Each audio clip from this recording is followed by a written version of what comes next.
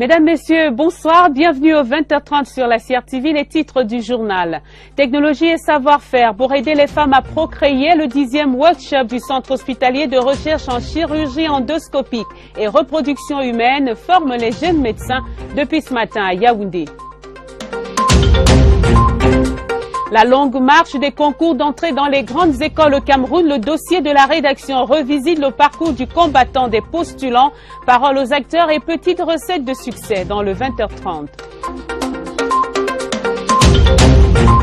En sport, le mercato des joueurs professionnels camerounais, la Turquie et même la Chine ouvrent leurs portes au Lion. Benjamin Moukandio, le capitaine de l'équipe Fagnon, tente encore de se défaire de son club Lorient, relégué en Ligue 2. Voilà pour les titres. Mesdames, Messieurs, une fois encore, bonsoir. Ouvrons ce journal par la santé et la santé de reproduction.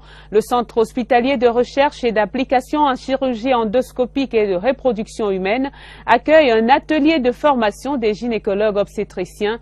Ils acquièrent des outils de prise en charge des pathologies spécifiques comme des lésions précancéreuses du col de l'utérus ou encore des hystéroscopies, des ablations de l'utérus, des pathologies qui nécessitent des technologies particulières et des protocoles bien assimilés pour leur prise en charge. Le 10e workshop en chirurgie endoscopique en gynécologie est animé par des experts venus des États-Unis, d'Iran, d'Italie et du Cameroun. Joseph Clément-Onda, reportage. Une leçon pratique vaut 1000 mots.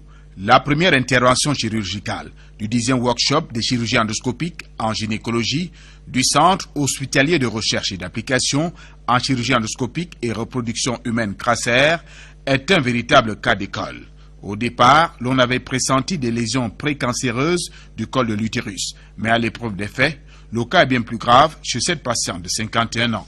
Nous étions très surpris de constater d'abord que cette femme avait un ventre qui était légèrement un peu ballonné et il y avait du liquide dans la cavité abdominale, donc ce qu'on appelle l'acide. Généralement, quand on trouve de l'acide comme ça, on pense qu'il y a un cancer de l'ovaire. Nous sommes allés regarder les deux ovaires. Les deux ovaires étaient normaux, pas de problème dessus. Mais d'où venait donc ce liquide? Et c'est là qu'en promenant la caméra, dans toute la cavité péritonéale, on s'est rendu compte qu'il y avait une carcinose pratiquement péritoniale qui prenait même tous les pipelons. C'était mésothélium. C'est depuis que je suis fait la gynécologie, je n'ai jamais vu cette tumeur cancéreuse. La patiente devrait ensuite se soumettre aux séances de chimiothérapie avant un second contrôle.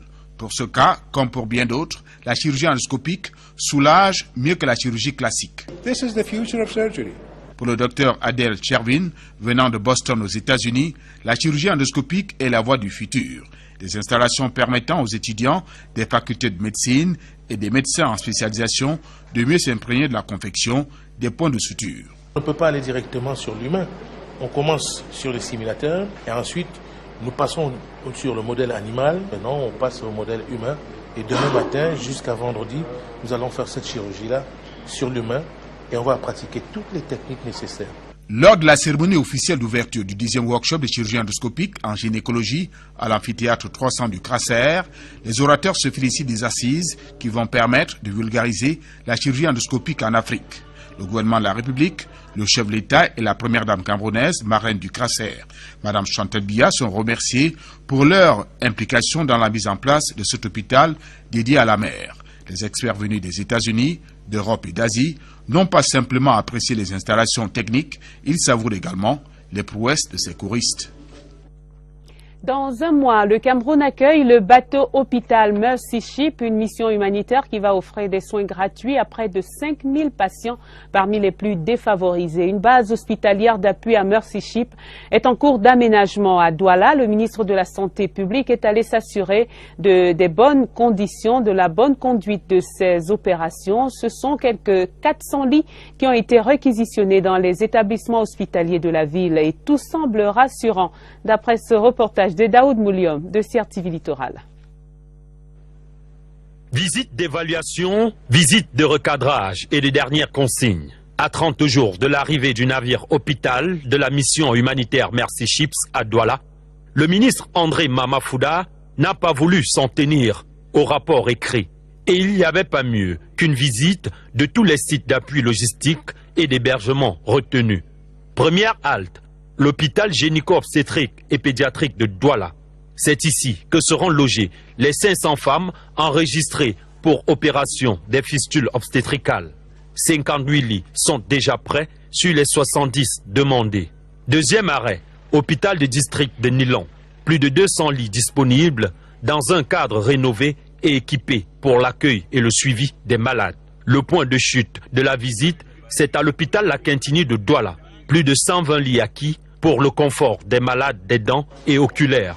Je peux rentrer satisfait à Yaoundé parce que cette mission s'adresse aux populations pauvres, ces populations qui ont des affections invalidantes et qui vont pouvoir voir ces affections soulagées sans payer le moindre sou.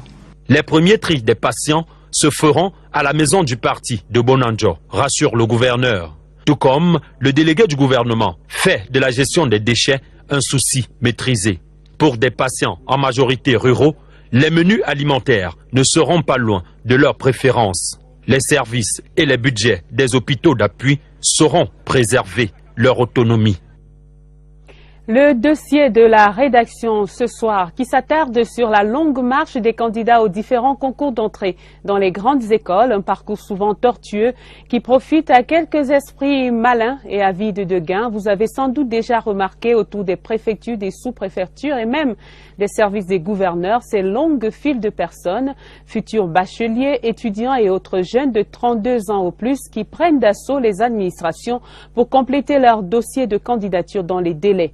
Et dans la spirale des légalisations et des certifications des documents officiels, les candidats subissent très souvent d'interminables attentes, des frustrations et même des tentatives d'arnaque. Escale au cœur d'un processus pénible avec notre reporter Régine Gladys Le Bouddha.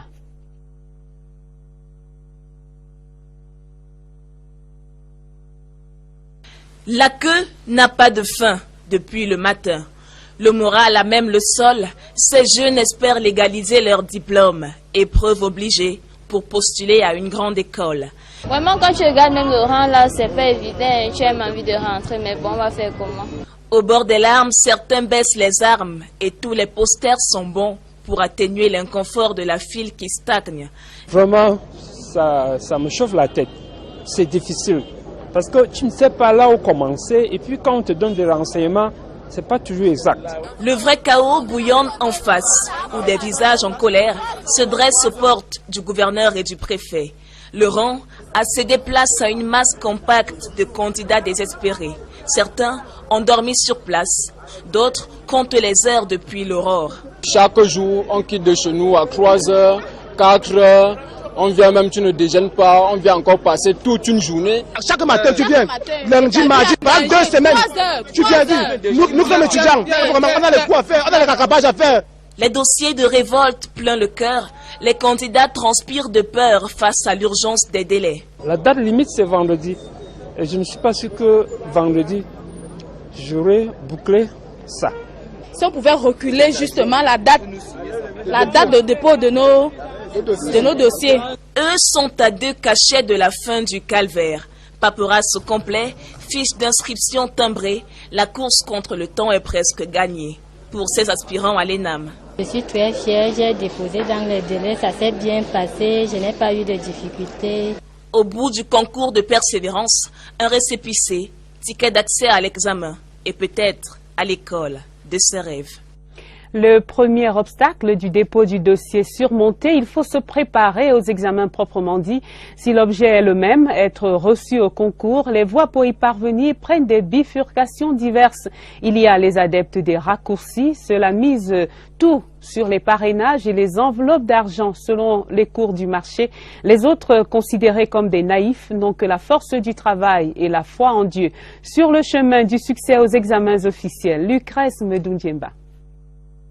Ils sont tous tournés vers le même objectif, se faire une place dans les grandes écoles. Mais pour rallier Rome, les candidats aux concours officiels empruntent chacun sa voie. Michel croit dur comme fer à la force de l'argent. Si j'ai de l'argent, un argent suffisant, je peux vraiment acheter un concours. D'ailleurs, les montants sont connus. On peut se retrouver parfois à 500 000, mais si ce sont les grandes écoles, c'est toujours une affaire de millions.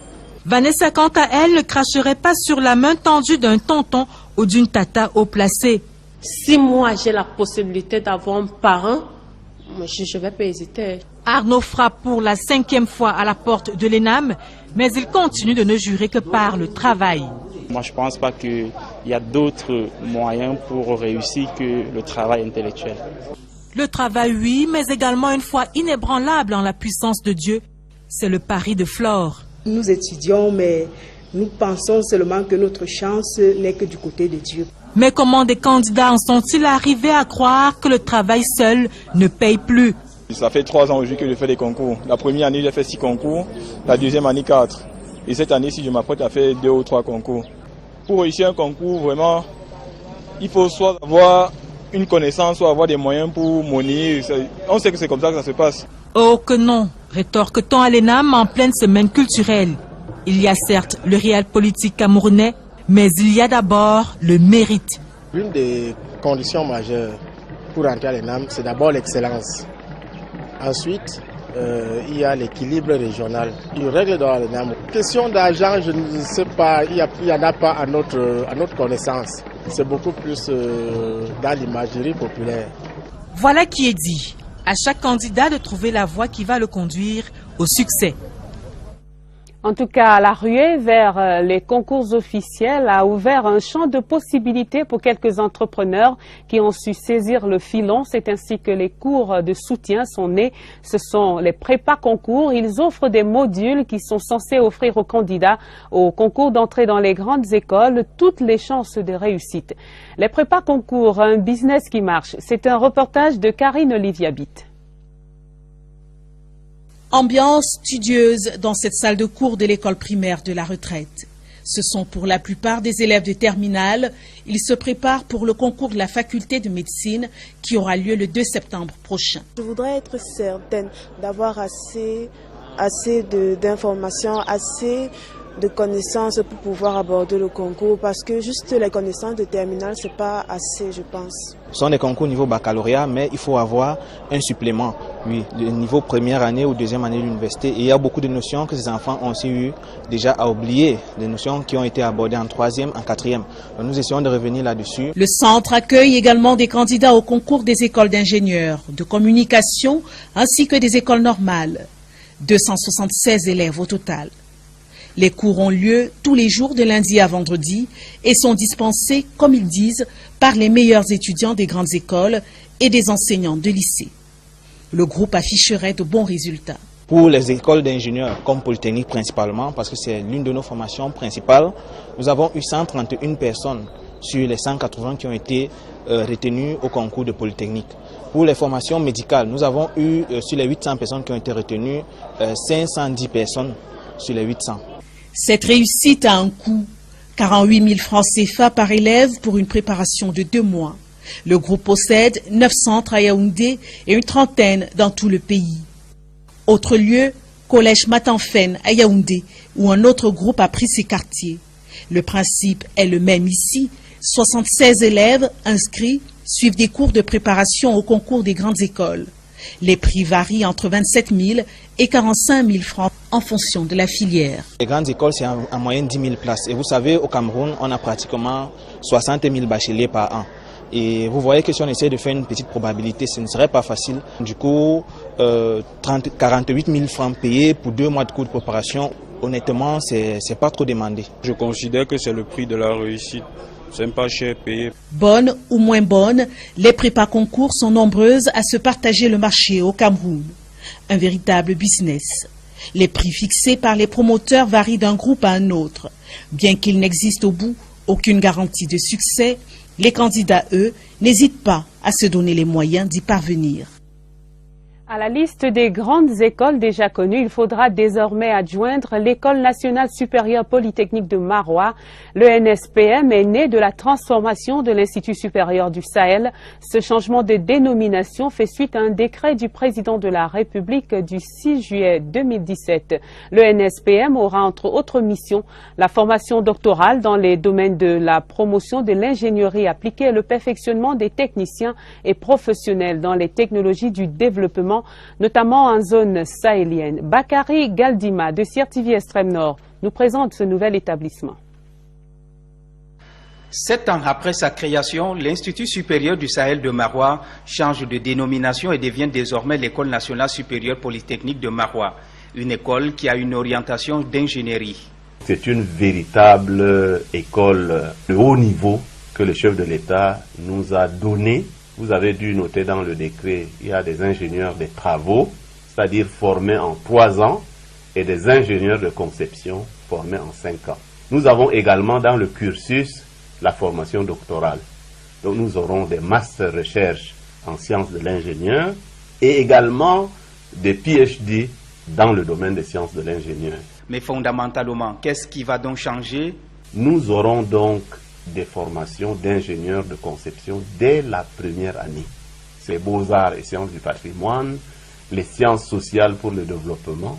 Ces formations vont être délaissées et transférées à la faculté des arts, lettres et sciences humaines. Nous avons le département d'agriculture, élevage et produits dérivés, le département des énergies renouvelables, le département d'informatique et télécommunications. Nous avons le département de climatologie, hydrologie, pédologie. Malgré le problème d'infrastructure et des ressources humaines, les responsables entendent relever les défis et donner un nouveau label aux ingénieurs qui seront formés à l'École nationale supérieure polytechnique de Maroua. Le dossier de la rédaction s'achève avec les souhaits du 20h30 de prompt succès aux candidats au concours d'entrée dans les grandes écoles camerounaises.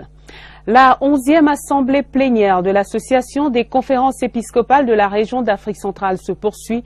Des questions de fond ont été abordées en ce 2e jour sur les conditions et les préalables d'un dialogue religieux, interreligieux fécond. En effet, après les discours pieux, le dialogue interreligieux se brouille souvent à l'épreuve des égoïsmes de chapelle. C'est donc un idéal à appréhender avec sérieux, délicatesse et prudence. Pierre Béinambarga. Une épreuve de prudence, de patience et d'amour. Le dialogue, qu'il soit engagé entre religions, dont interreligieux, ou entre chrétiens, écuménisme, reste une préoccupation essentielle de l'Église catholique en Afrique centrale.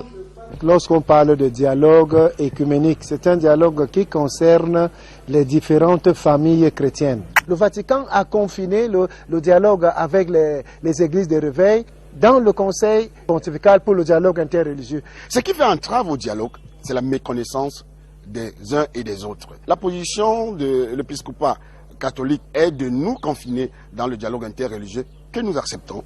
Mais nous ne pouvons pas dire qu'en tant que chrétiens, nous ne sommes pas dans le l'œcuménisme. La même prudence dans le dialogue interreligieux reste persistante dans les échanges entre les catholiques et les religions traditionnelles africaines. Dans la religion traditionnelle africaine, on reconnaît Dieu comme créateur, auteur de la vie. La tribu a des valeurs nobles, ce qu'on appelle la tribalité.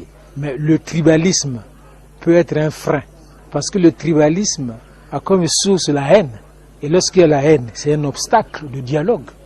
Les autres conférences ont porté sur l'islam en Afrique centrale et sur le christianisme, l'islam et la politique. Au total, dans cet univers de religion et de foi, au regard des dogmes et autres retranchements, le dialogue paraît être une épreuve qui demande ici méthode et persévérance.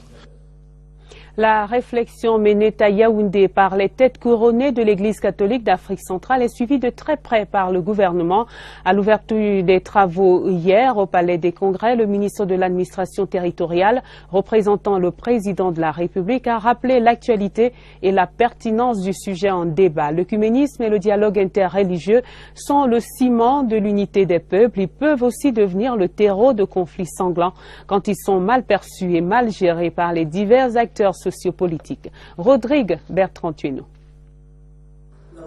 C'est en missi dominici du chef de l'État que le ministre de l'administration territoriale et de la décentralisation a pris la parole face aux bergers du troupeau de Dieu à travers l'Afrique centrale. D'entrée de jeu, il a salué le rôle fondamental que jouent ces éminentes personnalités dans la vie et le devenir des peuples. Les 3/4 du temps de son allocution ont été consacrés à l'importance du thème de ce conclave. Naturellement, nous ne pouvons que nous féliciter du choix de ce thème qui nous permet de procéder d'une rôle d'inspiration, mais aussi nécessiter que soit, à juste titre, rappeler les règles qui s'imposent dans la vie dans nos communautés. C'est de toute évidence un thème de grande actualité. Sur le sujet, le représentant du chef de l'État a brossé l'état des lieux au Cameroun. Au Cameroun, l'écuménisme et le dialogue interreligieux sont vécus au quotidien, non seulement sur le plan intellectuel, mais dans les rapports interpersonnels ou intercommunautaires, dans le respect mutuel, dans l'acceptation réciproque des altérités culturelles, dans une réelle harmonie. Mais face aux menaces qui pèsent sur l'œcuménisme et le dialogue interreligieux, le gouvernement demeure attentif à la contribution qui jaillira du brainstorming de ces têtes bien faites et bien pleines, placées sous la dictée des cieux et de Dieu.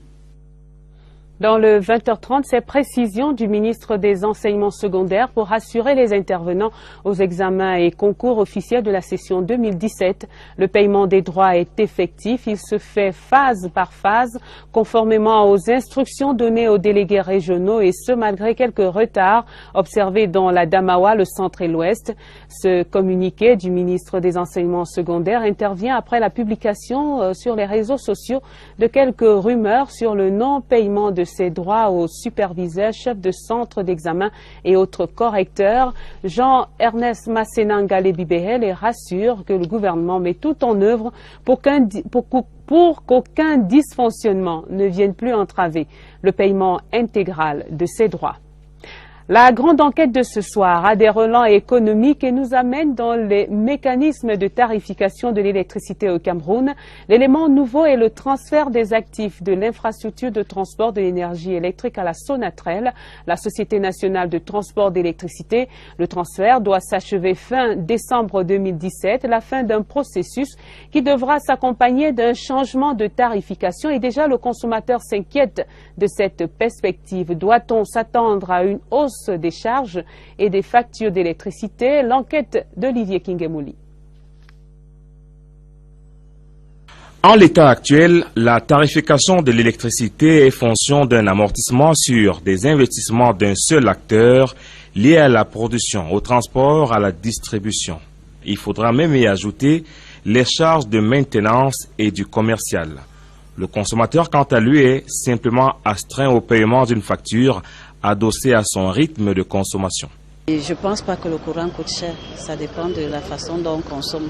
Les gens se plaignent, mais de mon côté, tout va bien. Un ménage qui a beaucoup plus d'appareils devrait normalement supporter une tarification qui renvoie à la consommation. Moi, je ne trouve pas que le courant se fait payer à un prix un peu exorbitant. Pas certain que ces avis rencontrent l'écho le plus favorable dans la majorité, soit. Mais aujourd'hui, avec l'entrée en scène d'un nouvel acteur, la Sonatrel en l'occurrence, les modules de tarification sont amenés à changer.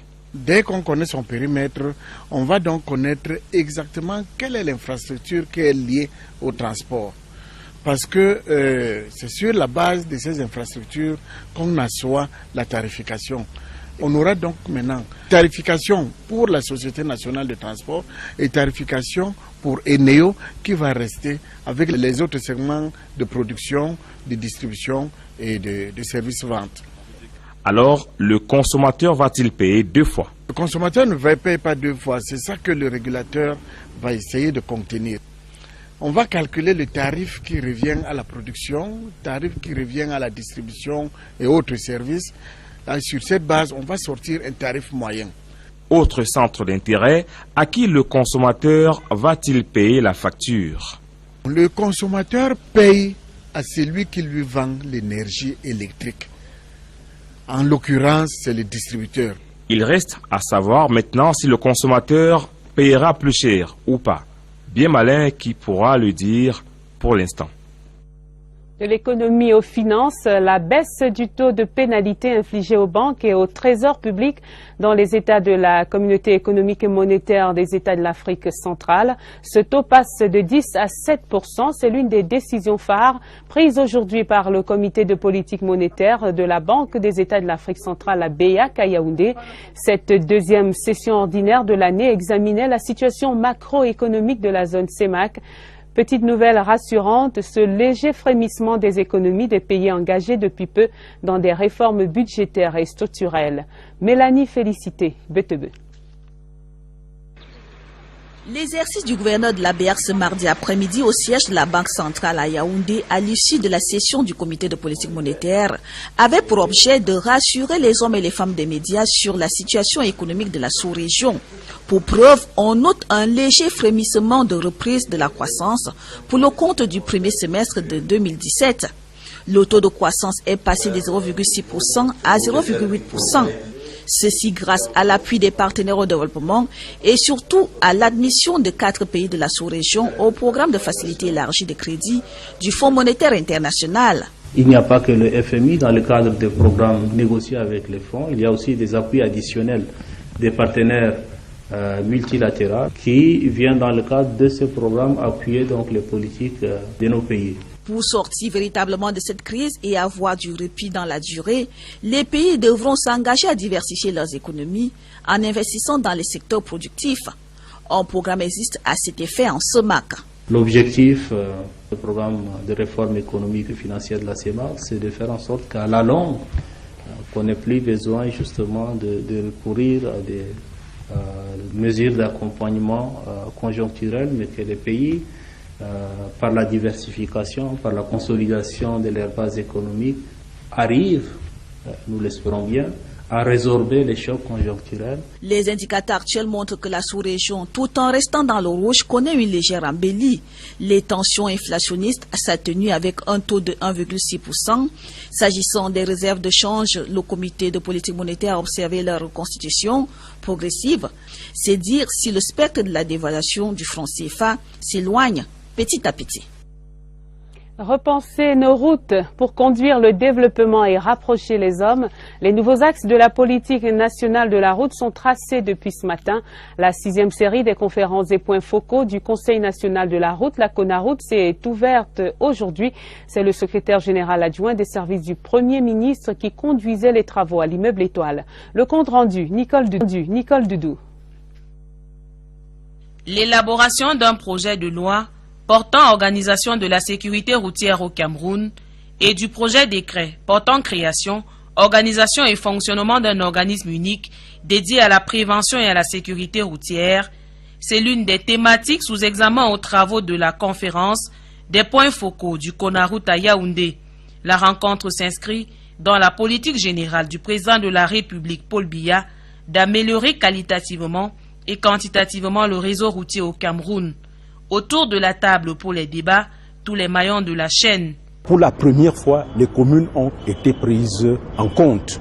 Donc on ne parle plus de route départementale, mais plutôt de route communale.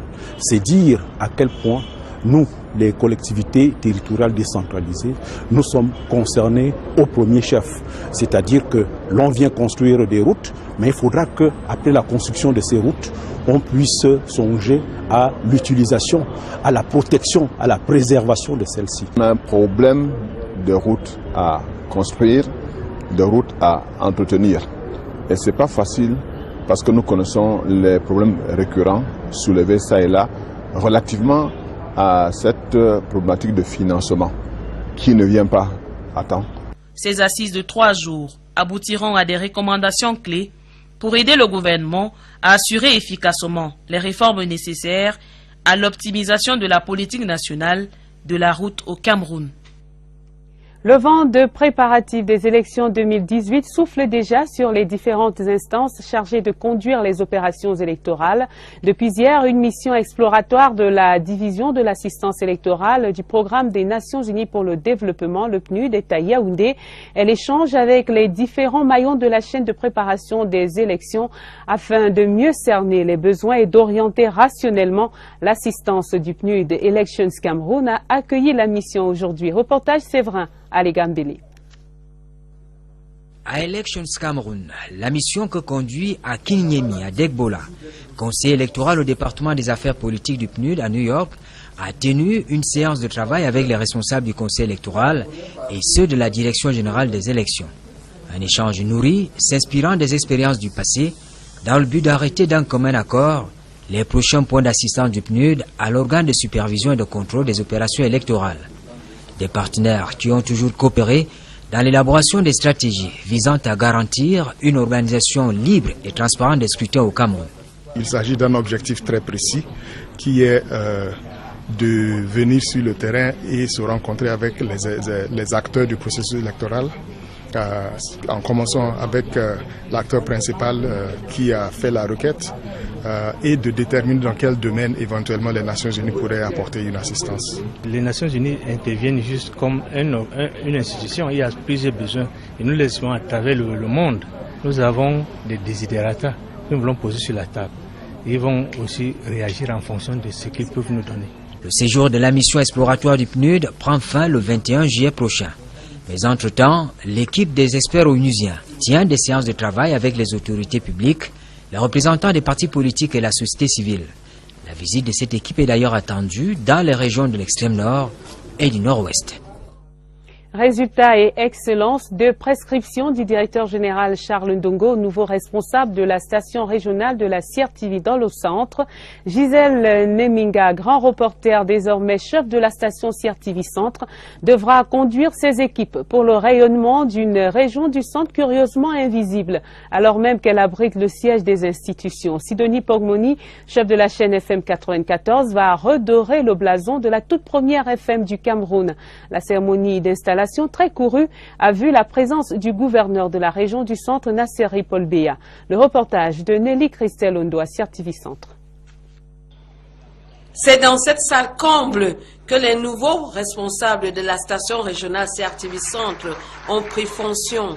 Résultat excellence, c'est l'instruction du directeur général de la CRTV à ses hommes et femmes, deux maîtres mots qui devront donc guider la mission de Gisèle Neminga, chef de la station CRTV Centre, une structure qui cristallise beaucoup d'attention et d'attente du fait de sa situation géographique, puisque basée dans la région siège des institutions républicaines et diplomatiques. Cette proximité avec le pouvoir central ne doit pas faire oublier l'arrière-pays. Il faut aller au-delà de cette colline emblématique de la ville de Yaoundé pour alimenter les programmes et rédactions d'actualité et d'émissions timbrées de la couleur locale, représentative de l'authenticité culturelle camerounaise. En un mot, Madame le chef de station, la région du centre compte 10 départements. Ceux-ci doivent se voir, s'entendre et se reconnaître à travers nos antennes régionales, prioritairement radio et TV nationales, évidemment. La cérémonie riche en émotions était aussi l'occasion pour les personnels de la station CRTV Centre et le directeur général de dire au revoir à Marc Omboui, journaliste principal, ancien chef de station, appelé à faire valoir ses droits à la retraite. Le gouverneur du centre, Nasseri Paul Béa, a souhaité plein succès aux nouveaux promus. À l'étranger, au Brésil, l'étau de la justice se resserre autour du président Michel Temer, le rapporteur de la commission parlementaire chargé d'enquêter sur les soupçons de corruption, a donné hier son accord pour l'ouverture d'un procès. Au Sénégal, le pays est officiellement entré en campagne pour les législatives du 30 juillet prochain. L'ancien président Abdoulaye Wade est de retour dans son pays après 3 ans d'absence. Il entend repositionner son parti, le Parti démocratique sénégalais, au Parlement et ainsi tracer son sillon pour la présidentielle 2019. En République démocratique du Congo, il n'y aura pas d'élection présidentielle et législative d'ici la fin de cette année, comme le prévoit l'accord de la Saint-Sylvestre, conclu pourtant entre l'opposition et la majorité présidentielle. Alain Patrick Fouda pour la page étrangère. En République démocratique du Congo, l'on se dirige vers un report des élections présidentielles et législatives prévues avant la fin de cette année.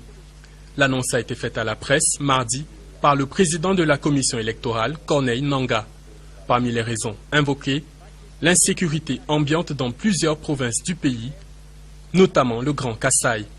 Le président de cette commission assure toutefois que 33 millions d'électeurs sont d'ores et déjà inscrits sur les listes électorales.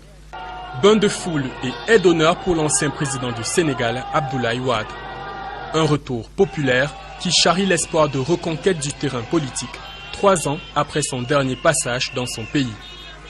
En tant que tête de liste et chef de file d'une coalition de l'opposition, l'élection d'Abdoulaye Wade comme député est à subodorer, ce qui lui ferait obtenir, selon des observateurs, une amnistie pour son fils et ancien ministre Karim Wade, qui avait été condamné en 2015 à 6 ans de prison ferme et à plus de 210 millions d'euros d'amende pour enrichissement illicite.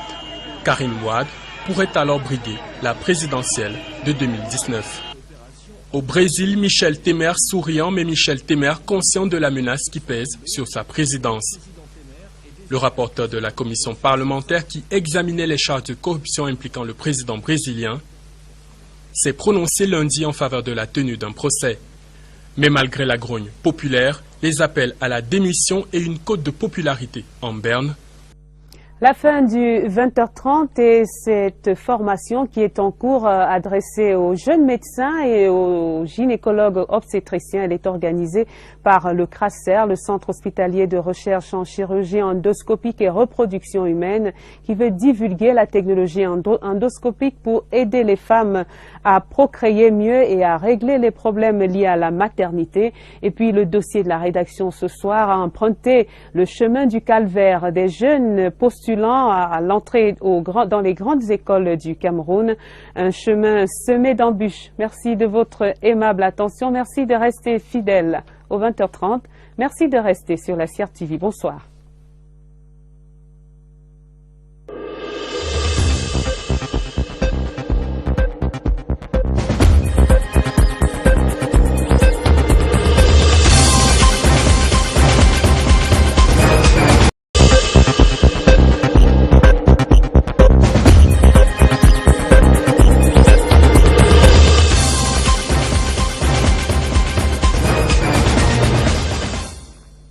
Mesdames, Messieurs, bonsoir. Bienvenue au 20h30 sur la CIR TV. Les titres du journal. Technologie et savoir-faire pour aider les femmes à procréer. Le 10e workshop du Centre hospitalier de recherche en chirurgie endoscopique et reproduction humaine forme les jeunes médecins depuis ce matin à Yaoundé.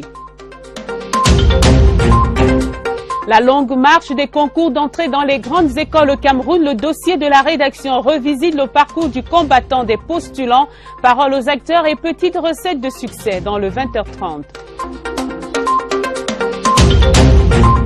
En sport, le mercato des joueurs professionnels camerounais, la Turquie et même la Chine ouvrent leurs portes aux Lions. Benjamin Mukandio, le capitaine de l'équipe Fagnon, tente encore de se défaire de son club Lorient, relégué en Ligue 2. Voilà pour les titres. Mesdames, Messieurs, une fois encore, bonsoir. Ouvrons ce journal par la santé et la santé de reproduction. Le Centre hospitalier de recherche et d'application en chirurgie endoscopique et de reproduction humaine accueille un atelier de formation des gynécologues obstétriciens. Ils acquièrent des outils de prise en charge des pathologies spécifiques comme des lésions précancéreuses du col de l'utérus ou encore des hystéroscopies, des ablations de l'utérus, des pathologies qui nécessitent des technologies particulières et des protocoles bien assimilés pour leur prise en charge.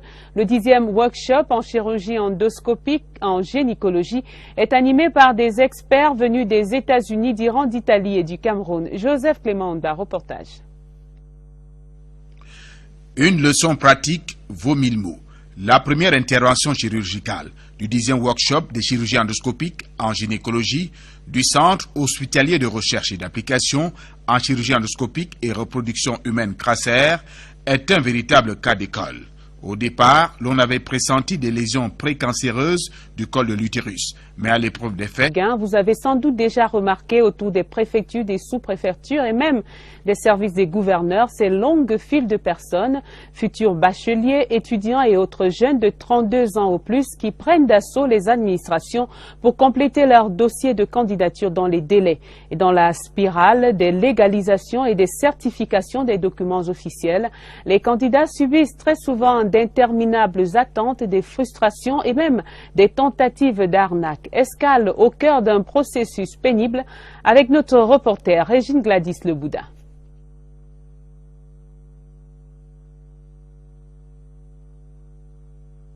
La queue n'a pas de fin depuis le matin. Le moral a même le sol. Ces jeunes espèrent légaliser leur diplôme, épreuve obligée pour postuler à une grande école. Vraiment, quand tu regardes même le rang là, c'est pas évident. Tu as même envie de rentrer, mais bon, on va faire comment? Au bord des larmes, certains baissent les armes et tous les posters sont bons pour atténuer l'inconfort de la file qui stagne. Vraiment, ça me chauffe la tête. C'est difficile. Parce que tu ne sais pas là où commencer et puis quand on te donne des renseignements, c'est pas toujours exact. Le vrai chaos bouillonne en face, où des visages en colère se dressent aux portes du gouverneur et du préfet. Le rang a cédé place à une masse compacte de candidats désespérés. Certains ont dormi sur place, d'autres comptent les heures depuis l'aurore. Chaque jour, on quitte de chez nous à 3 heures, 4 heures. On vient même, tu ne déjeunes pas, on vient encore passer toute une journée. Chaque matin, tu viens, lundi, mardi, pendant 2 semaines, tu viens dire, nous sommes étudiants, on a les coups à faire, on a les rattrapages à faire. Les dossiers de révolte plein le cœur, les candidats transpirent de peur face à l'urgence des délais. La date limite, c'est vendredi. Et je ne suis pas sûr que vendredi, j'aurai bouclé ça. Si on pouvait reculer justement la date de dépôt de nos dossiers. Eux sont à 2 cachets de la fin du calvaire. Paperasse complet, fiche d'inscription timbrée, la course. Puis à Mercy Ship est en cours d'aménagement à Douala. Le ministre de la Santé publique est allé s'assurer des bonnes conditions, de la bonne conduite de ces opérations. Ce sont quelques 400 lits qui ont été réquisitionnés dans les établissements hospitaliers de la ville et tout semble rassurant, d'après ce reportage de Daoud Mouliom de CRTV Littoral. Visite d'évaluation, visite de recadrage et de dernières consignes. À 30 jours de l'arrivée du navire hôpital de la mission humanitaire Mercy Ships à Douala, le ministre André Mamafouda n'a pas voulu s'en tenir au rapport écrit. Et il n'y avait pas mieux qu'une visite de tous les sites d'appui logistique et d'hébergement retenus. Première halte, l'hôpital gynéco-obstétrique et pédiatrique de Douala. C'est ici que seront logées les 500 femmes enregistrées pour opération des fistules obstétricales. 58 lits sont déjà prêts sur les 70 demandés. Deuxième arrêt, hôpital de district de Nilon. Plus de 200 lits disponibles dans un cadre rénové et équipé pour l'accueil et le suivi des malades. Le point de chute de la visite, c'est à l'hôpital La Quintini de Douala. Plus de 120 lits acquis pour le confort des malades des dents et oculaires. Je peux rentrer satisfait à Yaoundé parce que cette mission s'adresse aux populations pauvres, ces populations qui ont des affections invalidantes et qui vont pouvoir voir ces affections soulagées sans payer le moindre sou.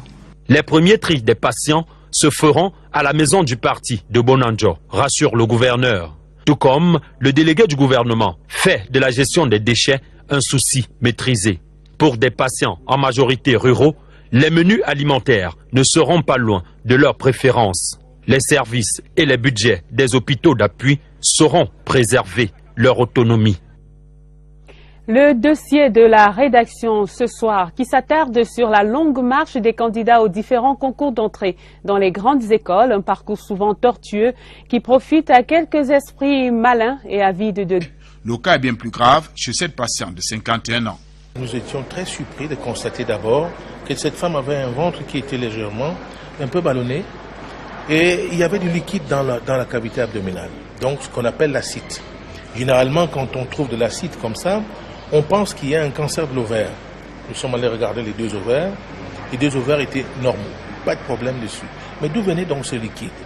Et c'est là qu'en promenant la caméra, dans toute la cavité péritonéale, on s'est rendu compte qu'il y avait une carcinose pratiquement péritoniale qui prenait même tous les pipelons. C'était mésothélium. C'est depuis que je suis fait la gynécologie, je n'ai jamais vu cette tumeur cancéreuse. La patiente devrait ensuite se soumettre aux séances de chimiothérapie avant un second contrôle. Pour ce cas, comme pour bien d'autres, la chirurgie endoscopique soulage mieux que la chirurgie classique. This is the future of surgery. Pour le docteur Adel Chervin, venant de Boston aux États-Unis, la chirurgie endoscopique est la voie du futur. Des installations permettant aux étudiants des facultés de médecine et des médecins en spécialisation de mieux s'imprégner de la confection des points de suture. On ne peut pas aller directement sur l'humain. On commence sur les simulateurs et ensuite nous passons sur le modèle animal. Maintenant, on passe au modèle humain. Et demain matin, jusqu'à vendredi, nous allons faire cette chirurgie-là sur l'humain et on va pratiquer toutes les techniques nécessaires. Lors de la cérémonie officielle d'ouverture du 10e workshop de chirurgie endoscopique en gynécologie à l'amphithéâtre 300 du Crasser, les orateurs se félicitent des assises qui vont permettre de vulgariser la chirurgie endoscopique en Afrique. Le gouvernement de la République, le chef de l'État et la première dame camerounaise, marraine du Crasser, Madame Chantal Biya, sont remerciés pour leur implication dans la mise en place de cet hôpital dédié à la mère. Les experts venus des États-Unis, d'Europe et d'Asie n'ont pas simplement apprécié les installations techniques, ils savourent également les prouesses de ces choristes. Dans un mois, le Cameroun accueille le bateau hôpital Mercy Ship, une mission humanitaire qui va offrir des soins gratuits à près de 5000 patients parmi les plus défavorisés. Une base hospitalière d'appui contre le temps est presque gagné pour ces aspirants à l'ENAM. Je suis très fière, j'ai déposé dans les délais, ça s'est bien passé, je n'ai pas eu de difficultés. Au bout du concours de persévérance, un récépissé, ticket d'accès à l'examen et peut-être à l'école de ses rêves. Le premier obstacle du dépôt du dossier surmonté, il faut se préparer aux examens proprement dit. Si l'objet est le même, être reçu au concours, les voies pour y parvenir prennent des bifurcations diverses. Il y a les adeptes des raccourcis, cela mise tout sur les parrainages et les enveloppes d'argent selon les cours du marché. Les autres, considérés comme des naïfs, n'ont que la force du travail et la foi en Dieu. Sur le chemin du succès aux examens officiels, Lucrèce Medoundiemba. Ils sont tous tournés vers le même objectif, se faire une place dans les grandes écoles. Mais pour rallier Rome, les candidats aux concours officiels empruntent chacun sa voie. Michel croit dur comme fer à la force de l'argent. Si j'ai de l'argent, un argent suffisant, je peux vraiment acheter un concours. D'ailleurs, les montants sont connus. On peut se retrouver parfois à 500 000, mais si ce sont les grandes écoles, c'est toujours une affaire de millions. Vanessa, quant à elle, ne cracherait pas sur la main tendue d'un tonton ou d'une tata haut placée. Si moi j'ai la possibilité d'avoir un parent, je ne vais pas hésiter. Arnaud frappe pour la 5e fois à la porte de l'ENAM, mais il continue de ne jurer que par le travail. Moi, je ne pense pas qu'il y a d'autres moyens pour réussir que le travail intellectuel. Le travail, oui, mais également une foi inébranlable en la puissance de Dieu. C'est le pari de Flore. Nous étudions, mais nous pensons seulement que notre chance n'est que du côté de Dieu. Mais comment des candidats en sont-ils arrivés à croire que le travail seul ne paye plus? Ça fait 3 ans aujourd'hui que je fais des concours. La première année, j'ai fait 6 concours. La deuxième année, 4. Et cette année, si je m'apprête à faire 2 ou 3 concours. Pour réussir un concours, vraiment, il faut soit avoir une connaissance, soit avoir des moyens pour monnayer. On sait que c'est comme ça que ça se passe. Oh que non, rétorque-t-on à